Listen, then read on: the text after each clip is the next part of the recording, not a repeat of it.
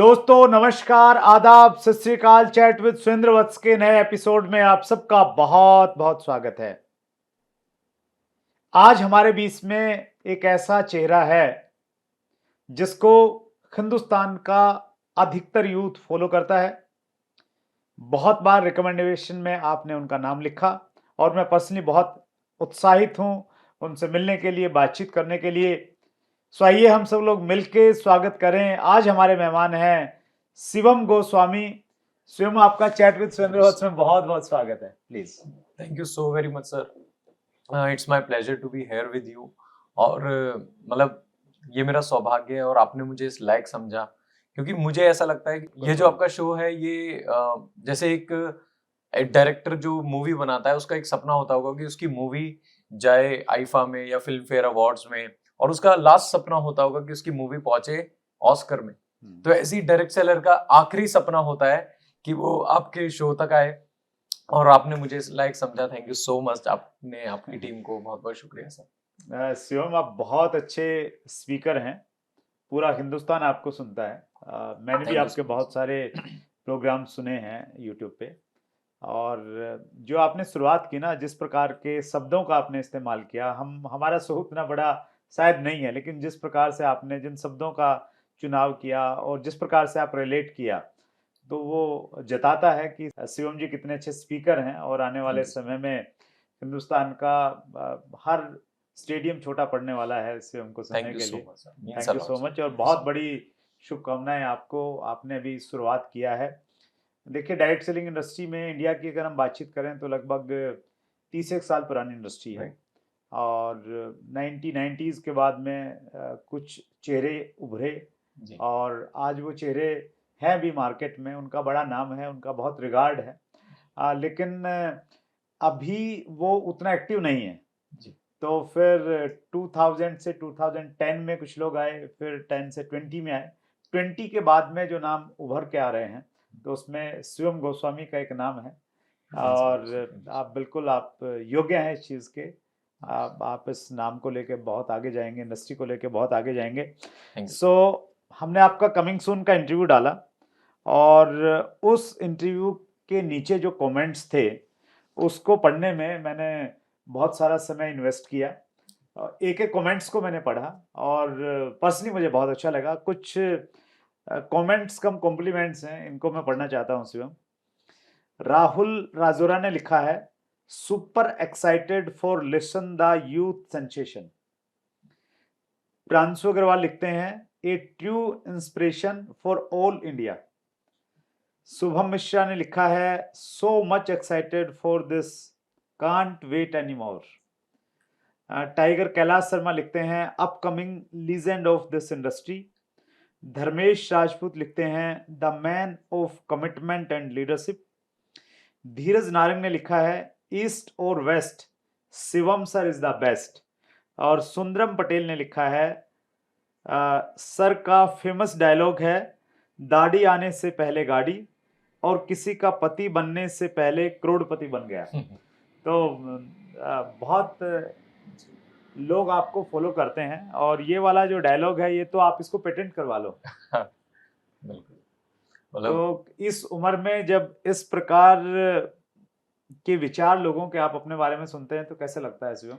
Sir, मैं सबसे पहले सोचता हूँ कि परमात्मा ने मुझे चुना है, क्योंकि यूथ आइकन का टैग हो या किसी भी मुकाम पे पहुंचना लाइफ में बहुत टफ होता है, क्योंकि अब आपकी जिंदगी सिर्फ आपकी नहीं होती है, आप बहुत से लोगों को इंस्पायर करते हैं।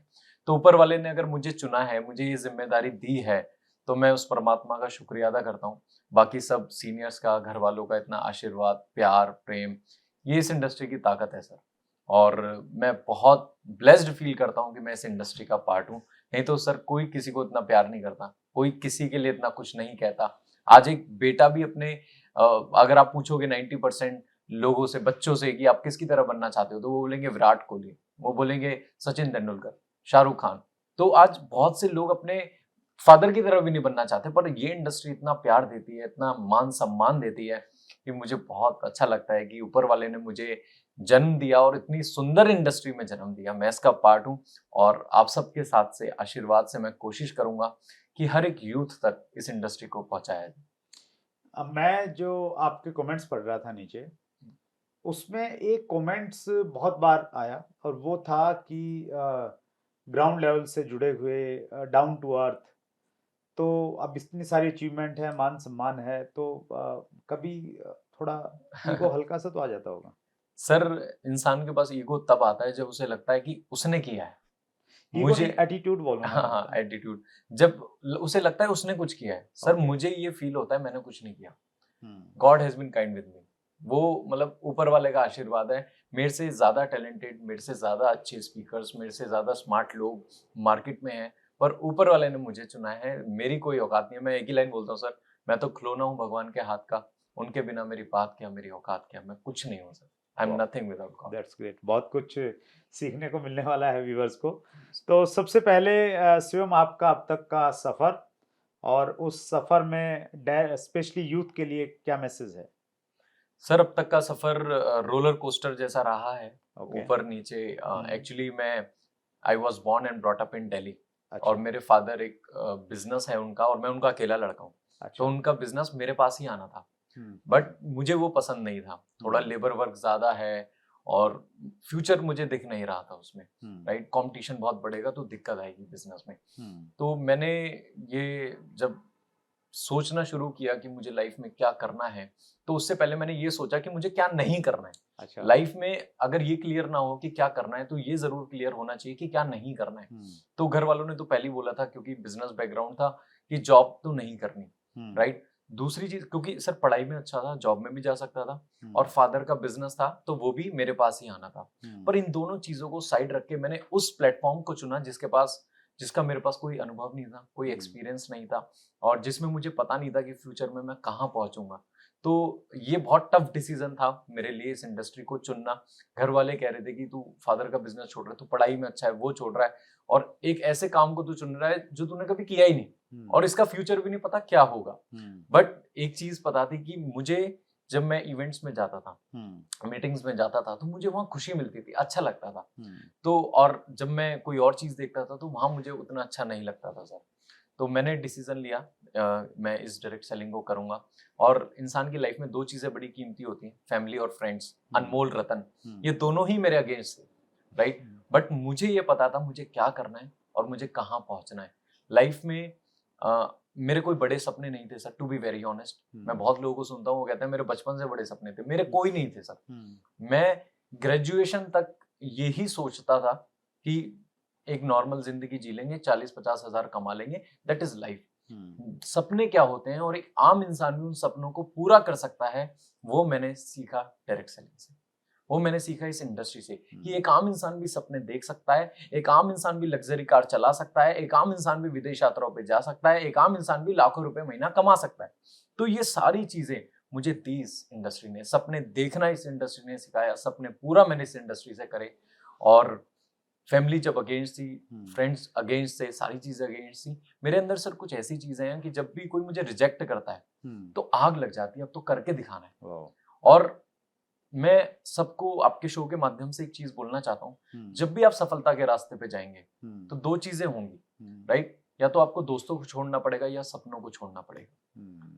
पर मुझे पता था कि कोई भी आपके साथ नहीं देता। इंडिया में 3 तरह के लोग हमेशा मिलेंगे, ज्ञानचंद, रायचंद, हुकुमचंद, पर करमचंद बड़े कम मिलते हैं। तो बहुत लोगों ने ज्ञान दिया, बहुत लोगों ने राय दी, तू क्या कर रहा है, बैंक पीओ की तैयारी कर ले, कैट की कोचिंग कर ले, और कुछ कर ले, पापा का बिजनेस कर ले।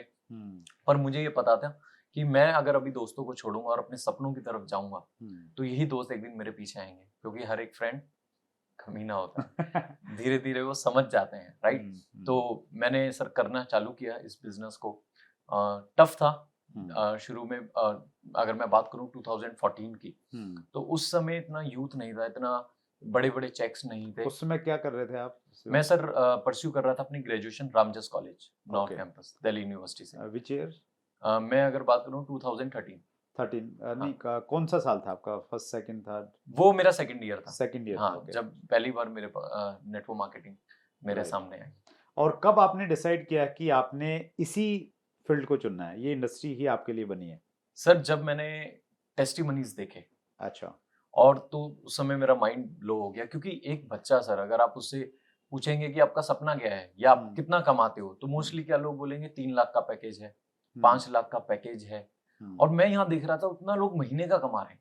हम्म, वहां बाहर वाली जिंदगी में इंसान एक पेनी पेनी के लिए स्ट्रगल कर रहा है, हम्म, और यहाँ पे जिन लोगों की शायद ज्यादा क्वालिफिकेशन भी ना हो, वो भी बहुत अच्छा कर पा रहे हैं, और हम्म, जो क्वालिफाइड है वो तो अच्छा कर ही पा रहे हैं। हम्म, तब मैंने सर ये डिसीजन लिया, और मैंने घर जाके बड़ी बड़ी बातें करना शुरू कर दिया कि अब मैं ये करूंगा, अब मैं वो करूंगा, अब मैं ऐसा करूंगा।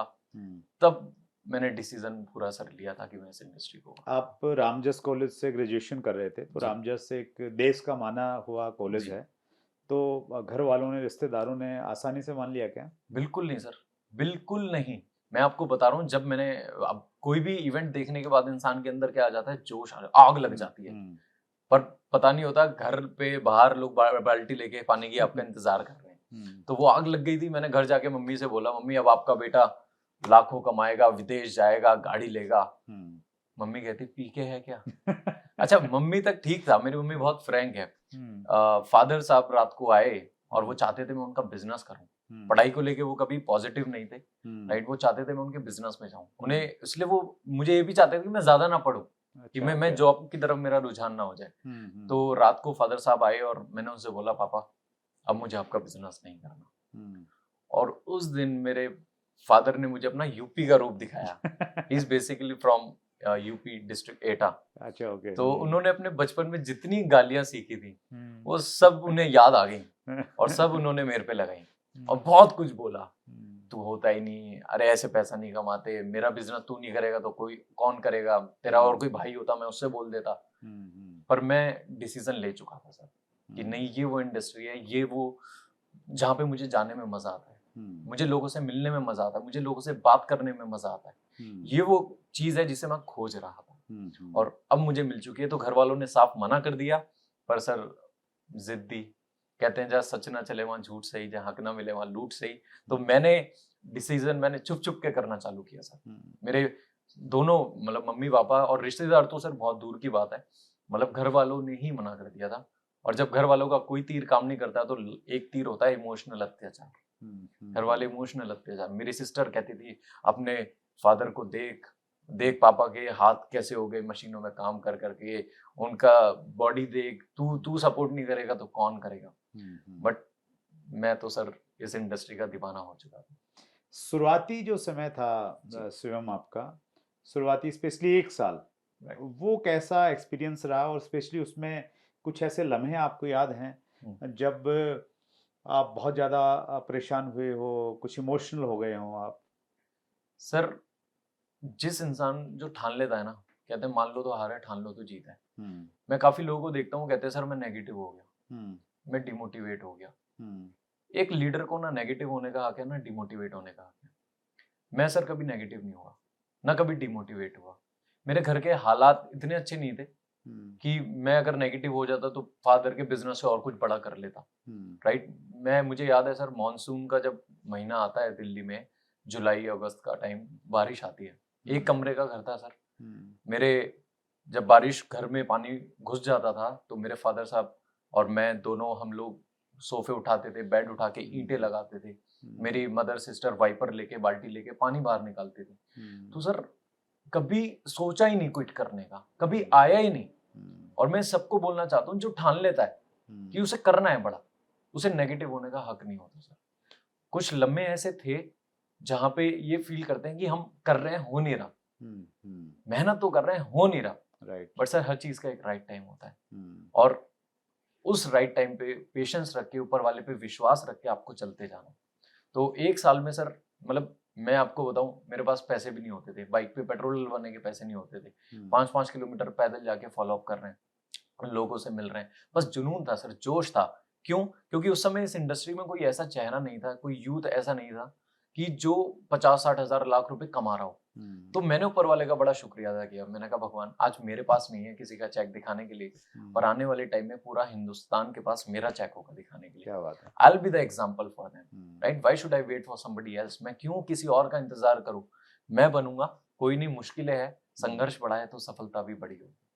आपने शिवम ऐसा मुकाम हासिल किया है इस समय, न केवल मात्र आपकी कंपनी में जो लोग काम करते हैं वो आपसे प्रेरित होते हैं, अपितु हिंदुस्तान का हर युवा, वो किसी भी कंपनी में काम करता है, तो वो आपसे प्रेरित हो रहा है, वो आपके वीडियोस देखता है। बहुत सारे लोगों ने कमेंट्स में लिखा है कि आपका वीडियो देख के मेरा डायरेक्ट सेलिंग का विजन क्लियर हुआ और उसके बाद मैंने करना स्टार्ट किया। एक चीज़ मैं जानना चाहता हूँ, जैसे आपने बताया कि जब लोग आपको मना करते थे या कुछ कहते थे तो आपको लगता था कि यस करके दिखाना है। तो पर्टिकुलर कोई ऐसा नाम आपको, कोई ऐसा चेहरा आपको ध्यान में आ रहा है जिसको देख के आपको लगा हो कि यार तेरे को जो करके दिखाऊंगा? सर मैं एक नेटवर्क करना बहुत कुछ झेल लेता है, हम्म। हर तरीके के मौसम देखता है वो अपनी जिंदगी में, जो एकदम कड़ा हुआ लीडर होता है, एक्सपीरियंस लीडर होता है। हम्म। तो मुझे याद है सर, मैं मेरे एक डाउनलाइन के कहने से मैं किसी की मीटिंग करने गया घर पे। राइट। तो घर पे जब मैं गया तो मीटिंग मीटिंग करी और उनका थोड़ा रूड बिहेवियर था। ओके। जो एक वो एलआईसी एजेंट थे कोई, हम्म। तो उनका एक बड़ा रूड बिहेवियर था। तो मैंने कहा आप बात कर लेना, मैं आप फॉलो अप कर लेना। तो अगले दिन डाउनलाइन का फिर फोन आया कि सर फॉलो अप करने चलना है। मैंने कहा he is not interested to talk, but कहते सर आप ही ने तो बोला एक्स्ट्रा एफर्ट डालना है, एक्स्ट्रा माइल जाना है। मैंने कहा चलो मैं चलता हूँ। एंड पहली बार सर मुझे बड़ा हर्ट हुआ जब हम उनके घर पे बैठे थे, तो वो कहीं बाहर से आए थे मार्केट से, और उन्होंने मुझे देखते ही उस लड़के को ये बात बोली थी, तू इसे फिर ले आया। और दैट वाज द मोमेंट जब मैंने सोचा मैं अच्छे परिवार से बिलोंग करता हूँ, अच्छी पढ़ाई एजुकेशन मैंने लिया है, बट क्या ये इंसान मुझे क्या समझ रहा है और क्या बोल रहा है। और बाहर निकलते मैंने अपने उस डाउनलाइन को एक बात बोली थी कि एक दिन ऐसे मेरे बारे में जरूर बताना और मैं इसे कामयाब होकर दिखाऊंगा। अब मैं चाह के भी नहीं छोड़ सकता, अब तो मैं करके ही दिखाऊंगा, अब तो होके ही रहेगा। राइट। सो वो बात मुझे बड़ी हर्ट हुई थी सर उस इंसान की। राइट। पर वही है कि दिल पे लगी थी और बड़ी जोर की लगी थी। तो दिल पे लगी हो तो इंसान आगे बढ़ जाता है सर। That's great, wonderful. और शिवम जिस प्रकार से अपना एक्सपीरियंस शेयर कर रहे हैं, तो हम सब लोगों के साथ में कहीं ना कहीं ये चीज़ें हो रही होंगी, बहुत सारे व्यूअर्स के साथ में हो रही होंगी। तो वो एक कहावत है ना कि जब लोग आप पे पत्थर फेंके, तो या तो आप उनसे चोटिल हो जाएं, घायल हो जाएं, और दूसरा है कि उन्हीं पत्थरों को आप इकट्ठा करके उनसे आप रास्ता बना सकते हैं, एक ब्रिज बना सकते हैं। तो ये आपका जो इंसिडेंट है शिवम, ये बहुत सारे लोगों को प्रेरित करेगा। मेरे पास में बहुत लंबी फहरिस्त है प्रश्नों की, व्यूअर्स के प्रश्नों की। जल्दी जल्दी कुछ मैं लेता हूँ। सबसे पहले मैं लेता हूँ डिम्पल राजपूत का प्रश्न। जी। ये लिखती हैं, being a student we do not have that much money to grow our business and to take all the tools, so sir how to manage that? Sir अगर ये सवाल 2005 या 2008 में होता तो बड़ा अच्छा सवाल होता, क्योंकि जिस समय पे आपने नेटवर्किंग करी है या बहुत से बड़े लीडर्स ने करी है, उस समय तो मेरे हिसाब से इनकमिंग के भी रुपए लगते थे। उस समय जूम नहीं था, उस समय इतनी एडवांस टेक्नोलॉजी नहीं थी। आजकल see where there is a will there is a way. अगर इंसान करना चाहे तो सब कुछ हो जाता है। आज आप जूम पे बैठ के कर सकते हो। आज अगर आप अपने सोशल मीडिया को ढंग से यूज करो, आप उस पे बैठ के कर सकते हो, वहां से कर सकते हो। तो आज तो सर अगर आपके पास कोई टूल नहीं है, फाइल फोल्डर नहीं है, आपके पास फोन में ही, सबसे बड़ा फोन तो सबके पास होगा, तो फोन में ही आप पीडीएफ लोगों को दिखा सकते हैं। बट इसके लिए चाहत चाहिए सर करने की। अगर दिल में चाहत है ना करने की, तो रास्ते तो अपने आप निकल जाते हैं। बहाने नहीं चाहिए। बहाने नहीं, बिल्कुल नहीं। एक्सक्यूजलेस हार्डवर्क, मैं बोलता हूँ कामयाबी के लिए हार्डवर्क नहीं चाहिए, एक्सक्यूजलेस हार्डवर्क चाहिए। बहाने साइड रख के काम करने। राइट। तो ये टूल्स ना होना, ये सर हमारे लिए भी कभी फेवरेबल नहीं थी कंडीशन, ना आपके लिए थी ना मेरे लिए थी, और जितने बड़े लीडर्स हैं किसी के लिए भी कभी हमारे अकॉर्डिंग हो गए नहीं। अभी 3 दिन पहले सर मैंने क्या क्रिकेट ग्राउंड बुक कराया हुआ था, मैच अपनी टीम का रखा हुआ था। तो मैं वेदर फोरकास्ट में देख रहा था, बहुत गर्मी है, बहुत गर्मी है, बहुत गर्मी है, और आप मानेंगे कल तक 41 डिग्री दिखा रहा था, पर कल एकदम ही मौसम बदला, परसों बारिश हो गई। अब मैं उसे ब्लेम तो नहीं कर सकता यार, ये तो गलत दिखा रहा था। राइट। सो ये मैं बोलूंगा पर्सन टू पर्सन चीजें होती हैं, और जितने लोग इस बिजनेस में लेजेंड बनना चाहते हैं, लीडर बनना चाहते हैं, ये बहुत छोटी चीज है sir. Right. You have to go out. मैं भी डिम्पल को एक चीज़ कहना चाहता हूँ। इनिशियल स्टेज में जब डायरेक्ट सेलिंग स्टार्ट किया, मैंने 2001 में स्टार्ट किया था, और ऐसी कई बार ऐसा हुआ कि जेब में जैसे 6-7 दिन का एक टूर है, जी। तो टूर से जब वापस आ रहे हैं तो जेब में पैसा इतना बचा हुआ है कि ऐसा लग रहा है कि यार घर तक पहुंचने का किराया ही मुश्किल से है। तो उस समय ये था कि यार एक अगर खाना मिल जाए ना, एक टाइम का मिल जाए, तो वो बहुत है। और कितनी बार तो ऐसा रहा कि ट्रेन में जनरल कंपार्टमेंट का टिकट लेते थे और ये दिमाग में ये रहता था कि यार चाहे एसी में चले जाओ, चाहे रिजर्वेशन करवा लो, या जर्नल में चले जाओ, जाना तो उसी में, ट्रेन तो उसी में पहुंचे, क्या फर्क पड़ता है। तो डेफिनेटली जो आपने कहा ना, वो बड़ी बात है कि इच्छा होनी चाहिए, अंदर में चाहत होनी चाहिए। सो डिम्पल अपने आप रास्ते निकल के आ जाएंगे। अगला प्रश्न मैं ले रहा हूँ रूपक कुमार का जी। और ये प्रश्न मुझे बहुत वाजिब लगता है जी। ये कहते हैं, वाजिब इसलिए लग रहा है क्योंकि कुछ लोग ऐसा करते हैं। राइट। रूपक कुमार लिखते हैं कि इस इंडस्ट्री में लोग fake lifestyle, over motivation, false promise and wrong fact क्यों देते हैं? सर इस पे मुझे एक लाइन याद आ गई। मैं स्कूल कॉलेज डेज में बोला करता था कि गलती मंजिले आशिक की थी और सारे शहर में बदनामी इश्क की हो गई। राइट। सी सर, इंडस्ट्री गलत नहीं है, कुछ लोगों के काम करने का तरीका गलत हो सकता है। राइट। जो लोग फेक प्रोमिसेस कर रहे हैं या फिर कुछ अपना ज्यादा ही जो है नहीं उसे ज्यादा दिखा रहे हैं, मैं कहता हूँ ऐसा तो हर जगह होता है सर। पॉजिटिविटी है, नेगेटिविटी भी है, अच्छे लोग हैं, बुरे लोग भी हैं, प्रोटॉन है, इलेक्ट्रॉन है, हर चीज है सर। आप बताइए मुझे, बॉलीवुड इंडस्ट्री में क्या गलत लोग नहीं है? अगर नहीं होते तो कास्टिंग काउच नाम की कोई चीज ही नहीं होती। राइट। आप कपिल शर्मा जी अपने शो में क्यों बार एंड में बताते हैं कि हम इसका कोई चार्ज नहीं लेते, किसी को फंसना मत आप। राइट। तो हर जगह पे हर चीज के प्रॉस एंड कॉन्स दोनों हैं। तो मैं यहाँ पे बोलना चाहूंगा कि आपको ऊपर वाले ने ब्रेन दिया है, आप यूज कीजिए ना। कि कौन आपको वादे दिखा रहा है। अगर कोई आपसे कह रहा है कुछ नहीं करना, आप आ जाओ करोड़पति बन जाओगे, तो आप ना उसे मुक्का मारो। राइट। ऐसा कुछ भी नहीं होता। और हमें अपना मतलब, अब तो वैसे भी सर बहुत अच्छे एक्ट आ चुके हैं, कंज्यूमर प्रोटेक्शन एक्ट है तो, और कंज्यूमर प्रोटेक्शन कितने भी एक्ट आ जाए सर, उसके बाद भी गलत होगा जब तक इंसान अपना दिमाग नहीं लगाए। राइट। कितने लॉ आ जाए, कानून, सड़कों पे एक्सीडेंट तब भी होता है, पुलिस तब भी है।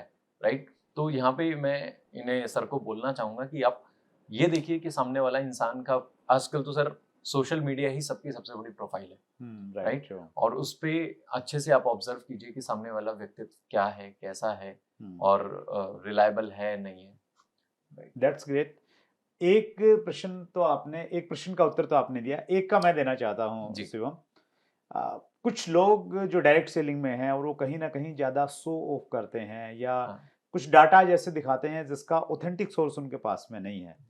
तो हमें इन सब चीज़ों से कहीं ना कहीं बचना चाहिए क्योंकि हमारे इस काम से कहीं ना कहीं इंडस्ट्री बदनाम होती है। तो ऐसा काम स्पेशली नहीं करना चाहिए। तो आप प्लीज़ कॉन्शियस रहिए।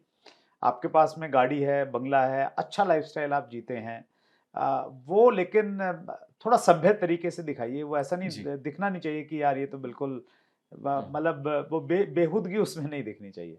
सो thank you so much Shivam.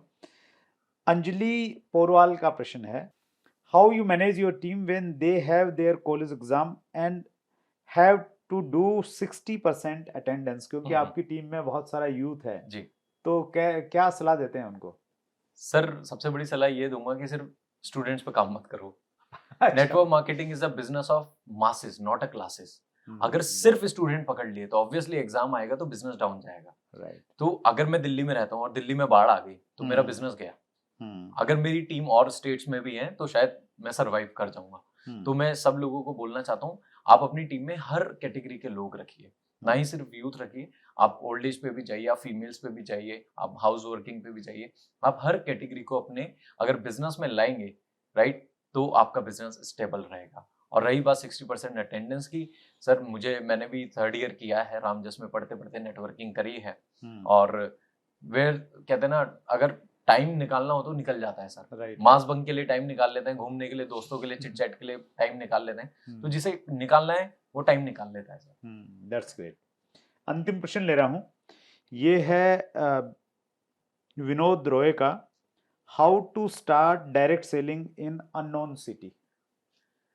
जैसे आपको मान लेते हैं सर, इनका गुड नेम क्या है सर? ये हैं विनोद रॉय। विनोद जी, मान लेते हैं विनोद जी को एक जयपुर की लड़की से प्यार हो गया सर। तो वो क्या करेंगे? अब वहां जाएंगे, थोड़ी रेकी करेंगे, थोड़े आसपास पार्क वगैरह देखेंगे, वहां क्या करेंगे, वो दोस्त बनाएंगे। राइट, ताकि थोड़ा उसके आसपास उसकी नजर में आऊं। तो हम्म, सेम ऐसे ही करना है सर, अननोन सिटी में जाके सबसे पहले अपना रिलेशन निकालिए, ओके, राइट, या सोशल मीडिया यूज कीजिए। अब वहां पे जाने के बाद आपने थोड़ा सा रिलेशन बिल्ड करना है, क्योंकि network marketing is a business of relationship. Right, बहुत से अच्छे लोग भी कंपनियां छोड़ जाते हैं क्योंकि उनके अपलाइन के साथ रिलेशन नहीं होते, ट्रू, और बहुत सी कंपनियों में लोग टिके रहते हैं जस्ट बिकॉज रिलेशन है। तो वहां पे आपको रिलेशन पे थोड़ा सा वर्क करके वहां पे आपने जाना है और उन लोगों को धीरे धीरे अप्रोच करना है, प्लान दिखाना है, 1 to 1 से स्टार्ट करना है, किसी भी सिटी में जाना है।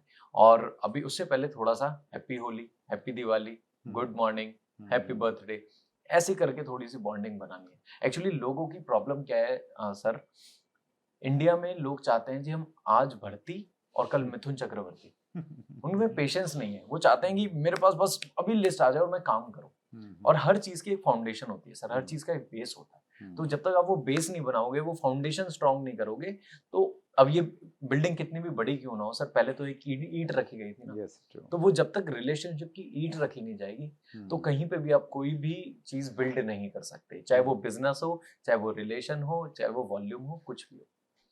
That's great. तो पहले रिलेशन बिल्ड कीजिए तो सिटी हाँ, अपने आप बिल्ड हो जाएगा वहाँ पे। Right that's great. आपका बिजनेस बहुत सारे सिटीज में होगा, आपने इसी सर, तकनीक से काम किया बिल्कुल है? बिल्कुल। अभी मैं बोलूँ मेजर ऐसी कोई सिटी नहीं है शायद इंडिया में जहाँ मेरा बिजनेस ना हो।